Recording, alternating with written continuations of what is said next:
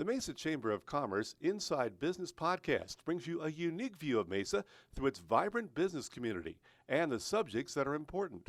The podcast is produced in the Mesa Chamber of Commerce Media Studio, sponsored by the University of Phoenix. Our podcast is hosted by Mesa Chamber of Commerce CEO Sally Harrison. Please enjoy this episode of the Mesa Chamber Inside Business Podcast. Today, I am in the podcast studio with my friend Jerry Lewis. Hello. Good Jerry, to be here with you. It's been way too long. And when I think of Jerry Lewis, I think of like this history that I have with you that goes all the way back to days when I used to donate time at Pappas Elementary. You know what? I remember those days. And in 2008, when Edkey was asked to take over those schools because the county was shutting down Pappas. I know. I had the chance to meet you. It was great. Yes, Pappas and Children First Academy and now Edkey. Yes. Yes. Well, see, Edkey is the corporation that holds all the charters, and the Children First, what we call the Children First Leadership Academy now, is one of those schools. Nice. We'll talk about what's happening at Edkey. Edkey is doing wonderfully. We're headquartered right here in Mesa, just on the 60 and Horn. We've been here since 1996. Wow. It was one of the first charter schools started here in Arizona. And since that time in 1996, we've grown to over 26 locations across the state. Wow. I didn't realize that. Oh, yeah. Different schools at different locations. We serve the communities in which our schools are located. So you'll never find two schools that are exactly alike. Some deal in performing arts, some deal in athletics, some deal in founding fathers. It's just a menagerie of different approaches to educating children. Well, when I went on a tour, it's probably been about 4 years ago, of Sequoia. That was a really interesting school. So talk about the relationship between Edkey, Sequoia, Children First. Talk about kind of that. You bet. Sequoia Schools is kind of a brand name, okay? There is no Sequoia Corporation. It's actually Edkey Inc. is the holder of all the charters, whose names in most cases begin with Sequoia. So we have Sequoia Charter School in Mesa. We have Sequoia Lehigh in Mesa. Okay. We have Sequoia Pathfinder Academy out in Mesa, Sequoia Eastmark in Mesa as well, wow. and other Sequoia schools across the state. Okay. So Edkey is just the corporation that holds all those charters. Okay. And Children First Leadership Academy is one of those charters that it holds. So go back to Sequoia, because I think that's the last tour that I took. And you have a special program there, right? We do. We have a program for the deaf students in the greater Phoenix area. It's called Sequoia Deaf School. Okay. And right now I think there's about 65 students that are K through 12. Every year they graduate at least 3 or 4 students. And to walk into that school is like walking into heaven. I mean, it's all quiet. Yeah. So if you're a hearing only person, it's a little bit unnerving because you see people getting educated, but you're not hearing anything. Yeah, everything is done through sign and through objects and so forth. It is a great place for people that are hard of hearing, deaf, and their siblings who live with people who are hard of hearing or deaf. We bus people in from all over the valley to that school. That's awesome. It's preparing kids for college. A lot of our kids at that school will go on to Gallaudet University or other junior colleges. Some of them play sports, as hard as that is to believe. That's awesome. They'll play for the Sequoia Charter School, which is right there on the same campus. Some great artists, okay, some great mathematicians, and it's amazing to see what can be done when you apply the right mix of teaching and personnel to help students with those special needs. Wow, that's great. It was really quite an honor to walk through there and to meet some of the teachers when I did. Talk about who is served by Children's First Foundation. Okay, the Children First Foundation is an organization that was set up back in 2012 to help the Children First Leadership Academy, which is the former Pappas Right. school for the homeless. Mhm. It's currently located on the corner of Mojave and 16th Street, just south of Buckeye. Okay. If you're familiar with Carolinas, Yes. it's just down the street from Carolinas. Yes. Okay, and The original. the original Carolinas. Yes. Okay, the best burritos in the state of Arizona. A shameful plug for them, but the Children First Leadership Academy is a K through 8 school, but also on that campus we have an emotionally disabled placement student program, also known as EDP. Mhm. Okay, that's upstairs. A lot of the students from the Children First Leadership Academy and from here in Mesa get bused to that program until they can transition out. There is also a high school, 9th through 12th grade high school, that consists of online learning but in-person instruction.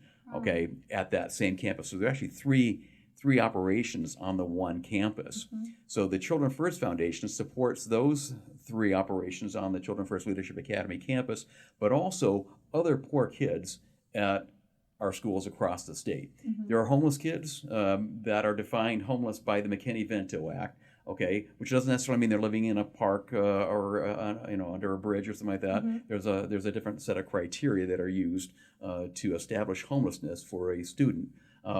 So we have students like that all over the state, but that one school in Central Phoenix usually has a higher percentage of homeless students than anywhere else. So how many students do you think are at that school? At that school right now, this year, we're right around 150 Mm-hmm. students. We've been as high as 300. Oh, wow. Okay, and that's when we had 9th and 10th grade as part of the school as well. Mm-hmm. Okay, so we cut back just so it's K through 8, and then we set up a Okay. separate high school Okay. for those kids. But we average somewhere between 110 to 200 students in the K through 8 program at the Children First Leadership Academy. Got it. Talk about the foundation and how the foundation supports the homeless and impoverished children at Children First Leadership Academy and other Edkey schools across the state. As you know, the Sequoia Charter Schools, Edkey, are funded by state funds. It's a public charter school, Mhm. and those funds pay for books, pay for teachers, pay for location. We pay for our own busing and so forth out of the funds that come from those public funds. But what we have found, and every school district seems across the nation has found the same thing, is to take care of those kids who are poor, who are homeless, who have difficult situations. You've got to give them a whole lot more than just a ride to school and a teacher in front of them with some books and a desk. Sure. Most of the time, they need to be fed breakfast and lunch, and if possible, dinner. Most of the time, they need to have shoes and socks and underwear and clothing so they can go to school. Mhm. Most of the time, they also need supplies, backpacks, pencils, paper, markers, rulers, the whole gamut. That's where the foundation comes in. Mhm. Those are the obvious ones, but the not so obvious needs are the extra counseling and behavioral health that so many of these kids need. Mhm. And as you know, the state of Arizona ratio of students to counselors is amongst the worst in the nation. Mhm. The foundation is also working, especially in the last year, in this coming year, to provide more counselors for these students to help them with their emotional problems, but also help them to become career ready. Mhm. So when they leave high school, they are either ready to go on to college or they're ready for a career, and they're not going to repeat the cycle of homelessness and poverty that their parents found themselves in. It's such a great system, though. I mean, when I was working in Phoenix, I had the opportunity for almost 2 years to volunteer and mentor a little girl. I found out after I had been there for a few months that they gave me the project at the school and asked if I wanted to give her back and choose a different child. And I said, well, no, I'm dedicated now to this little one. And she was quite the challenge, but it was really rewarding, you know. And then literally one day I got there and they said they hadn't seen her in weeks and she was just gone. You know, she and her family had moved on and hopefully they're doing something else and, you know, in a better place. But getting to just be around the teachers and other volunteers that put so much effort into a school like that, it's really, really rewarding. You bet. And when a child comes to school, if they are fed, if they are clothed, if they are feeling well And loved. Yeah. then they want to learn. Right. If you take any one of those elements out of the equation, the last thing they want to do is learn how to read, write, and compute. Yeah. Right. And right. the foundation provides food, the gap, the food, the clothing, the shelter, the medical, the dental, the hearing, the emotional need, behavioral health counseling and so forth that they need so that they can focus on learning. Well, what changes have you chosen to make as a result of this pandemic of ours? The pandemic has been really interesting. Of course, when the state was shut down and we could only do online school, we were amongst the first to do that because we had online experience in our organization, and we were able to pretty much move on without skipping a beat. And we brought the kids back when we could, and in particular at the Children First Leadership Academy, supported by the foundation, we had some very, very, very strict protocols, as we did in all of our schools, even more so in this one. Every child's temperature, even to this day, is still taken as they come in. Before they get on the bus, they are evaluated, and the parent has to say that, yeah, they're okay.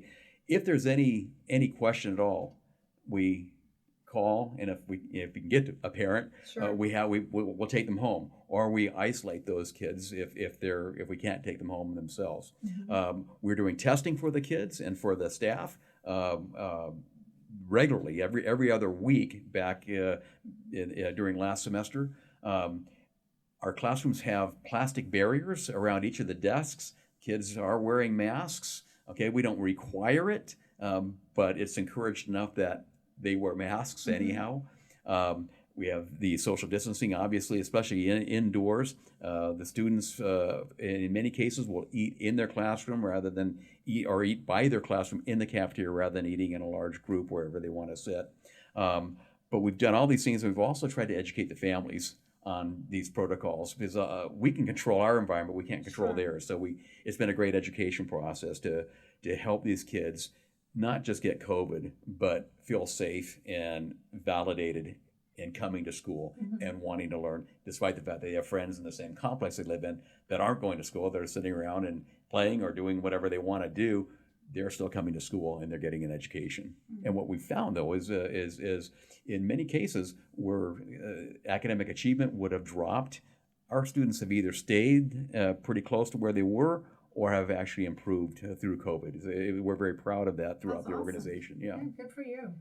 Well, when you think of the students the foundation serves, do you have any stories, maybe a story or two that you could share with the audience to help to get to know them a little bit better? You know what? There's so many. I'm sure there's tons. And you just relayed one, and unfortunately, we don't get to hear the end of a lot of these stories. However, sometimes we do. There was one girl, and she is now an 11th grader, that was special needs, okay? And she was very high-functioning special needs, but had some severe learning disabilities, very withdrawn, very much to herself. In 8th grade, we were able to take her and about 10 of her friends back east on a trip, starting in Boston, then through New York, Philadelphia, Gettysburg, and then ending up in Washington, D.C.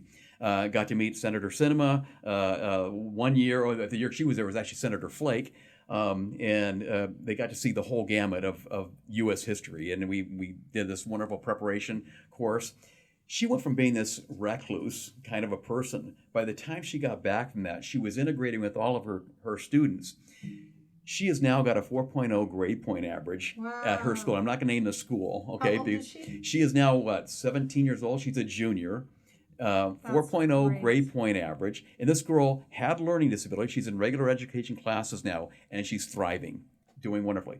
To top things off, make matters worse, very serious tragedy in her family last year in the first week of school, which I won't go into because I don't want to identify her. Very serious tragedy. And despite all that, she maintained a 4.0 grade point average and is doing some wonderful things. It works if we can get the program to them, and that's what the foundation does. It delivers hope to students in need. That's great. Well, good for her. Well, as we wrap up, I do want to talk about one last thing. You have a fundraiser coming up. We do. Tell Thank us about you. it. We have our inaugural golf tournament on November 5th Uh-huh. at the Point at Tapatio Cliffs. Uh-huh. And it's going to be a wonderful opportunity for people to show that they care for the homeless kids and the impoverished kids in mainly Central Phoenix, but other places throughout the state. Sure. And have a lot of fun. It's a Friday morning. Breakfast, lunch will be served. There'll be awards, and also there's a hole-in-one shootout, $1 million hole-in-one shootout. Nice. So people have an opportunity to win $1 million. That's awesome. and it's going to be a wonderful opportunity. We encourage anybody that loves to golf to go onto our website at childrensfirstfoundation.org and check it out. It's right there on a banner as you go to that site. And come golf. Even if you've never been associated with the foundation or the children before, it's a great opportunity to have fun. Bring your friends, get a foursome together, be a sponsor, or just buy some. Do you need volunteers? You know what? We will probably need volunteers to help keep things going there at the golf tournament. But also, if someone wants to volunteer at the school occasionally, we can always use volunteers at the school. We never turn away a volunteer. So that's probably on your website also. It is. You bet. All People right. can volunteer or donate, whatever they want to do. And the date of the golf tournament again? November 5th. It's a November Friday 5th. morning. Okay. Great. Anything else you want to mention? No, go Mesa Chamber of Commerce. You guys are so good. We love being a part of Mesa's wonderful chamber program Thank you. and everything that you do here, Sally and Bob. You guys are wonderful. Thank you so much. Well, thank you. And when you've got more to talk about, let us know. We'll have you back. Would look forward to that. All right. Thanks, Jerry. It's good to see you. Likewise, Sally. Take care. Thank you.